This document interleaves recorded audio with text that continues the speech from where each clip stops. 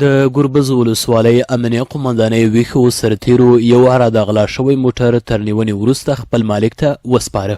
د ګربز ولسوالۍ امنیه قومندان مولوي فاروقي خوست ملي راډیو تلویزیون سره د خبرو پر مهال وویل د اسلامي امارت سرتیرو د یاد موټر د غلا په تور 2 تنه غله هم لاس په لاس ونیول.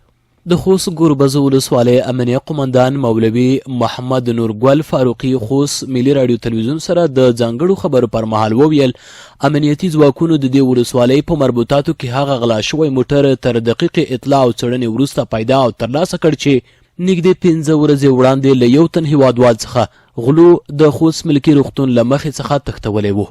د موټر 15 ورځې مخکې تښتول شوی و او غلا چې دی د خوست ولایت یو د ګربز ولسوالۍ عمران الله ولد ظاهر شخان، بل د تڼیو ولسوالۍ د ورژله کلي امید الله په نوم باندې ولد افسر خان فعلا دوړه په کاڅ کلي کې اوسېږي. مولوي فاروقي زیاتوله د امنیتي ځواکونو د چټکو اقداماتو او د ولسونو د پراخې همکارۍ له امله د دې ولسوالۍ په کچه د غلاو او نورو جنایي پیښو په شمېر کې د پام وړ کموالی راغلی. لله الحمد د مخکې په نسبت باندې په سله کې 80% کموالی راغلی دی.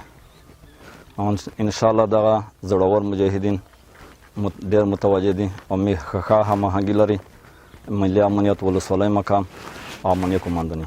د موټر مالک چې د پکتیا ولایت اوسیدونکی دی خوښي څرګندوي چې بې له مالي زیان او نورو ستونزو ګاللو څخه یې خپل موټر پیدا او ترلاسه کړ.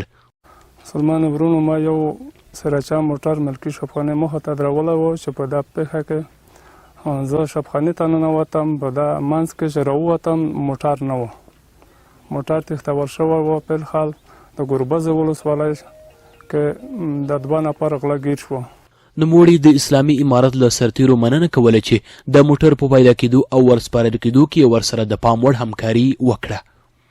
خوښ یم، ډېر په خوښ یم. الله دې کامیاب لري، الله دې سرفراز لري، په عمر دې الله میږه مخه نه وبوسي اسلامي امارت. د یادونې وړ ده چې له دې وړاندې هم دې ته ورته غلا شوي موټر د امنیتي ځواکونو له لوري تر نیول کېدو وروسته خپلو مالکینو ته سپارل شوي دي.